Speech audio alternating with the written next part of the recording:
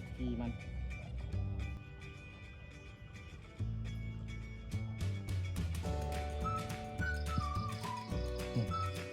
โดนไล่ลังพยายามมันโอ้ง่ายเว้ยนี่ใช่โอ้ตัวใหญ่เนาะถึกเลยจักสิป้ายังโอ้พี่ไอ้เจ้าก็ถึกอุ้ยฮะเห็นหลังเลยพี่น้องอู้ปลามันมาลีนี่โอ๊ตปรากฏนะพี่น้องปรากฏเบิ่งเลยเขาเคยนั่นถึกหลายเจ้านี่คนยังถึกหลายสบายดีพี่น้องทักทายสบายดีพี่น้องยามแรงๆยินดีต้อนรับ FC ทุกคนเข้าสู่ซองเพลงบ้านนาคือเก่าพี่น้องมื้อนี้พาพี่น้องมาหาเลาะใส่เบ็ดมานี่มากับพี่อ้าย2คนมาขะคำแล้วมาหาเหยื่อพร้อมมื้อนี้นะนี่เพิ่นเริ่มลงมือก่อนแล้วเบ็ดเฮาให้เพิ่น40หลังจักเพิ่นสิจื้อหรือบ่จื้อได้ไปเวลาเพิ่นใส่ไปนี่เอาปลาใส่พี่น้องย้ายพี่น้ำมาติ สบายดีกล้องก่อนได้ไหม คนรูปหล่อ คำเลยพี่น้องโหมาใส่บอลเขาเริ่มต้นบอลพายนี่แหละนี่บอลใส่นะให้ได้เหงื่อเขาก็ปลาเค็งในนาเขานี่ปลาเค็งขึ้นอยู่แถวนาเขาลายแถวลุ่มบึ้งนะบ่มีพี่น้องเอ้ยเขามาคำโพดโอ้เต้นอยู่เบ็ดเขามีอยู่33หลังครั้งแรกเขาเจ้ามาใส่เขาเจ้าว่าถือกี่ได้พี่น้องเขาจะถือหรือบ่เพราะว่าช่วงเขาใส่บางคันก็ถืออยู่ช่วงอัน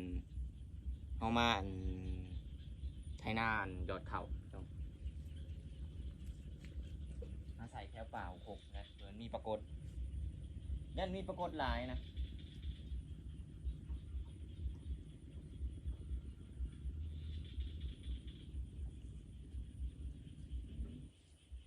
มันกุ๊กขาดไปเลย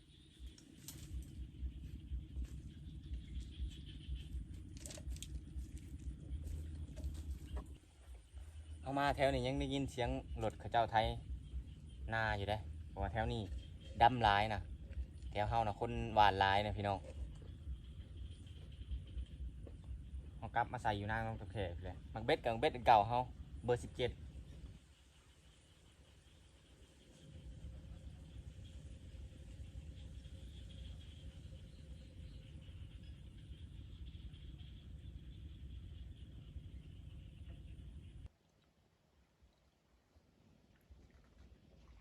โอ้ปลาไปเลยตัวนี้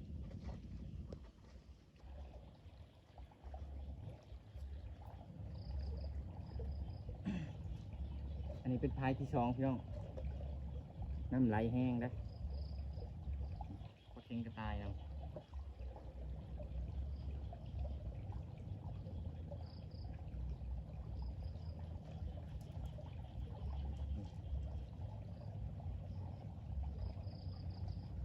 เก็บขี้มัน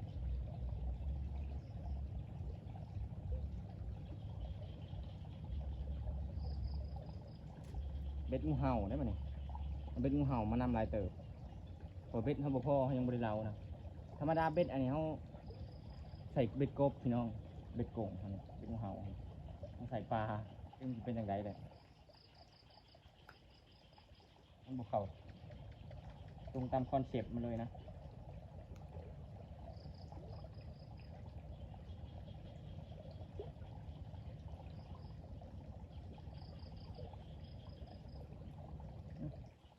เดี๋ยวใส่เบ็ดก่อนพี่น้องเขาใส่ให้เบิ่ง3-4ลังนี่แหละว่ามันค่ำเลยมันจะใส่บุทันนะเขาเลือกบนใส่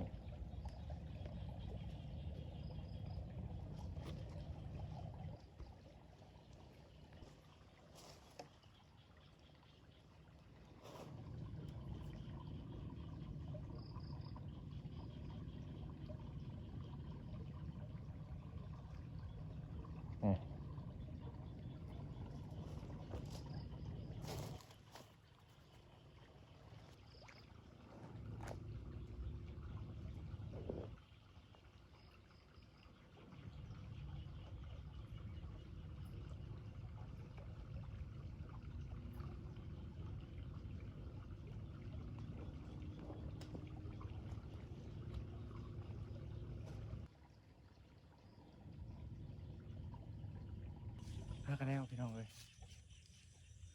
หาเหยื่อเพิ่มอีกเป็นคนทุ่มหนึ่งเลยถึกเดี๋ยวพี่น้องปรากฏเบ็ดงูเห่าเฮาโอ้แต่ว่าเหยื่อฮันนาเบิร์ดแหละตัวใหญ่แต่ปรากฏก็ได้หลอดไล่ลังเลยยามมันกดปรีใหญ่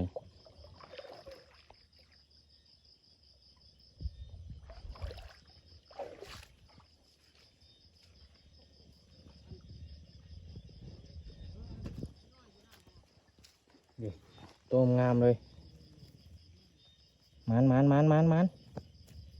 ปลาเนี่ยมีอยู่พี่น้องเลยแต่ปรากฏตัวหนึ่งนี่เลยนี่แต่มันหล่อนไวนะมือหนาเขาสิหาเหยื่อไว้ได้เขายามกลับมาได้นี่เขายังบริไปยามบ่ยังล้างหนึ่งมันหัก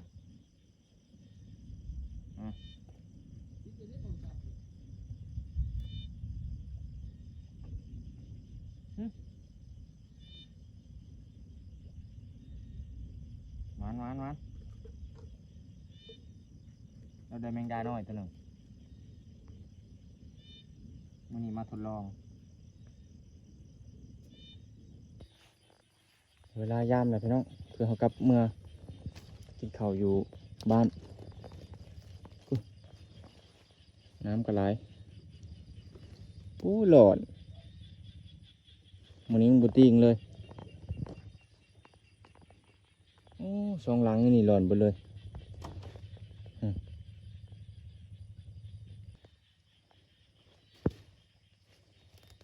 ป่ามันหกลายบริคือเกือบโบกมาครับโอ้ค่อยทึกตัวนี้ปลาคอโอ้เนี่ยเราหวกกับอันนี้ได้เรื่องเฮ้ยเร็วมัน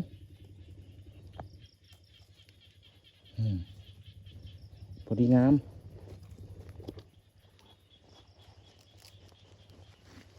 พี่ได้ปลาคอช่วงนี้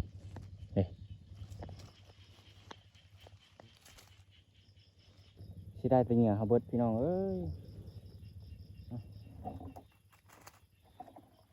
เหงื่อเบิร์ดนี่ปะขัดแล้ว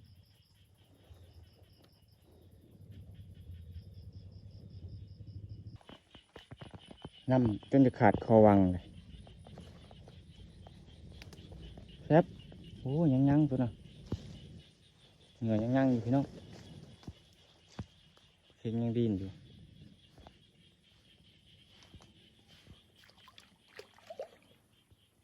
เข่งตัวใหญ่เนี่ยตัวนี้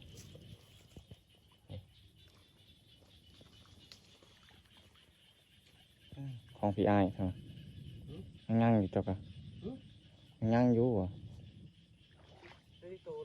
แล้วปลาคอตัวหนึ่งดำพาโอ้หลอนจะได้ตัวหรือเจ้าใหญ่สิบ่ไปปลายังตัวนี้คือตัวใหญ่แท้นะโอ้ปรากฏตัวใหญ่เฮ้ยพี่อ้ายถือเลยนะ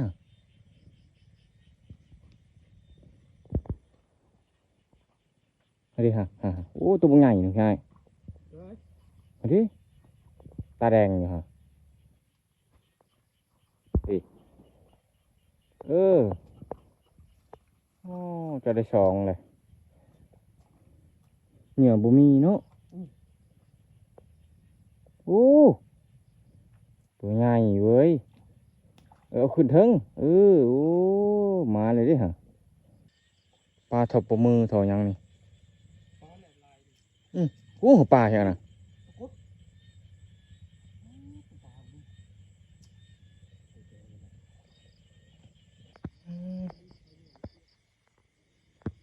มาถือพี่น้องเอ้ย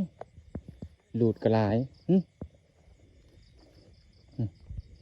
ปลามันหลุดลายตัวนี้กระดูกน้ำเขาบกแห้งแค่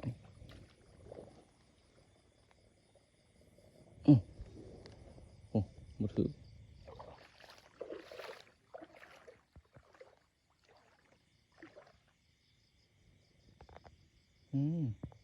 ถึกหมอมีปีกอันนี้แหละมาอื่นนี่คันเบ็ดเฮาบ่รูด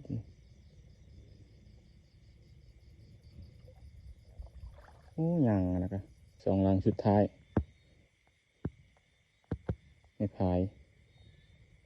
บ่ถือพี่น้องเหงื่อก็ยัง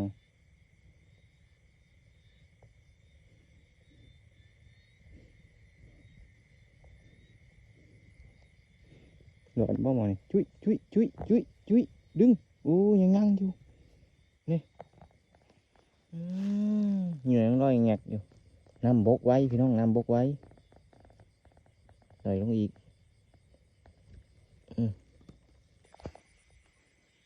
ไม่ใช่ของเจ้านะเอามาแลกกันดูเอา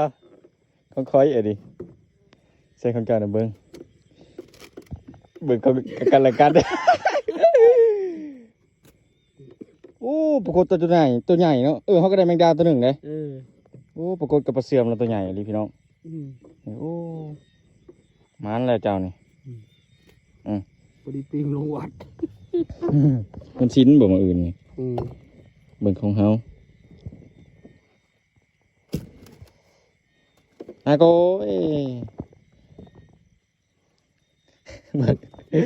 นี่พี่น้อง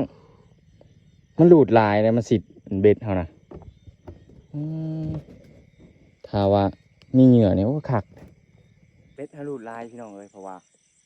มันหลุดแต่เว้นผุนมันเลยบ่ได้นะถ้าเขามีเหงื่อลายเนี่ยโอ้ขักเลยพี่น้องไปยืมเมื่อก่อนบัดนี้ไว้พ่อกันมาอื่นพี่น้องเขาบริเหตุกินข้าวอยู่หน้าพี่น้อง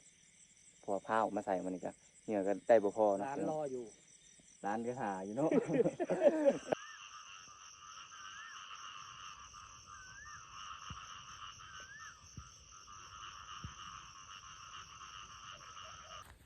สบายดีพี่น้องสบายดียามเช้าพี่น้อง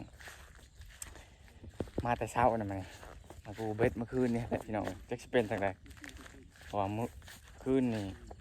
ฝนตกนะตอนค่อยๆนะเขาได้ยินเขาหูมืออยู่เขายังบริโนอนมันพร้อมตกแห้งๆนะเขาหูมือเลยรับความสั่งเลย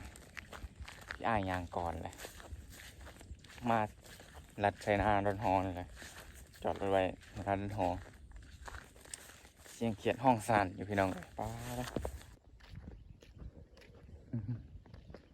คุยเขาจะเอาขึ้นเลยแล้ววะนี่เขาจะผูกไว้ปะไว้อยู่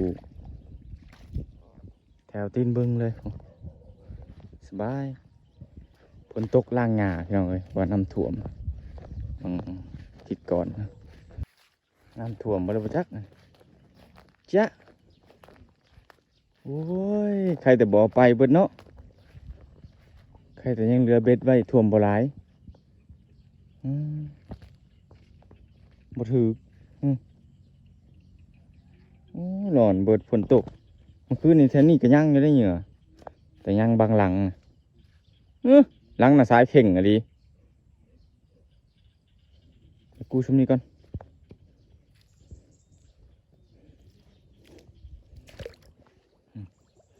เห็นแต่หมากไม่ใช่โอ้ตัวใหญ่เนาะเป็นหมานเลยฮะน้ำท่วมพี่น้องเอ้ยมาเมื่อคืนนี้ยังน้ำยังบุหรี่ใช่ไหมเกือบเบ็ดไปหาน้ำไม่นี่มีลายนี่เสร็จแล้วเบ็ดเฮา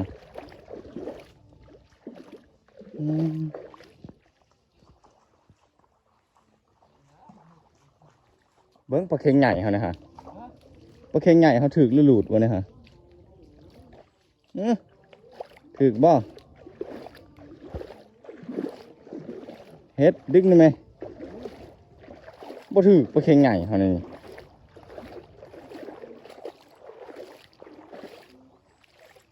รอดอีกแล้วป้าปลาเค็งใหญ่กระโดด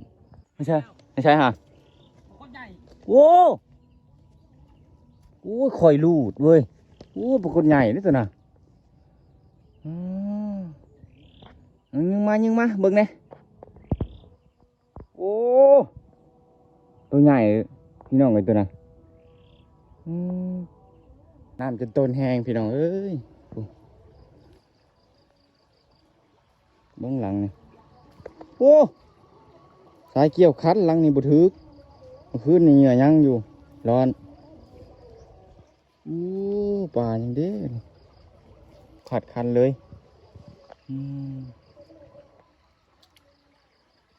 เป็นยังไง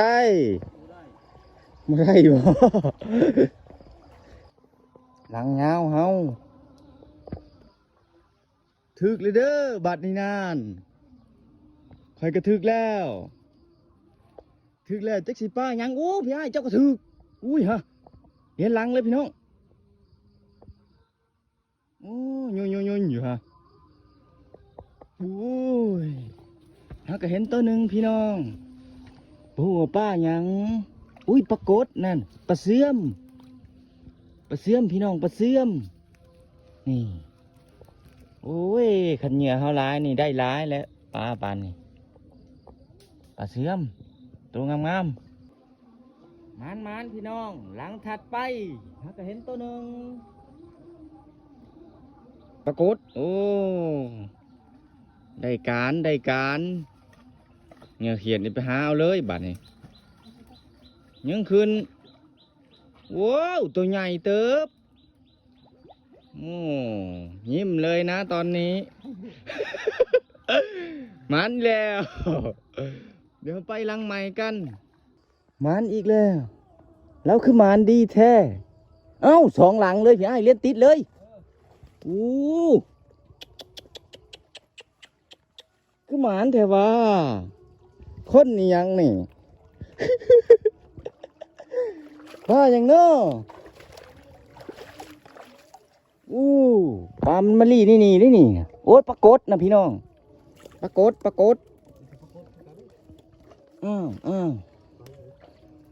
ปลายังหันตัวน่ะอู้ปรากฏตัวงามเบิ้งมาป้องนี้โอ้ยยุดดินบักลายุดดินเบิ้งไอ้น้องมันบ่จักนี่โอ้ซ้ำกันเลยหมานปลดเอาคนนี้ยังเลยคือประมาณแท้ โอ้ยิ้มใหญ่เลยเนาะทั้งยังจะบอก อันมือคือถือปลาเสื่อมนี่ หมานเนาะหลังนี่เนาะ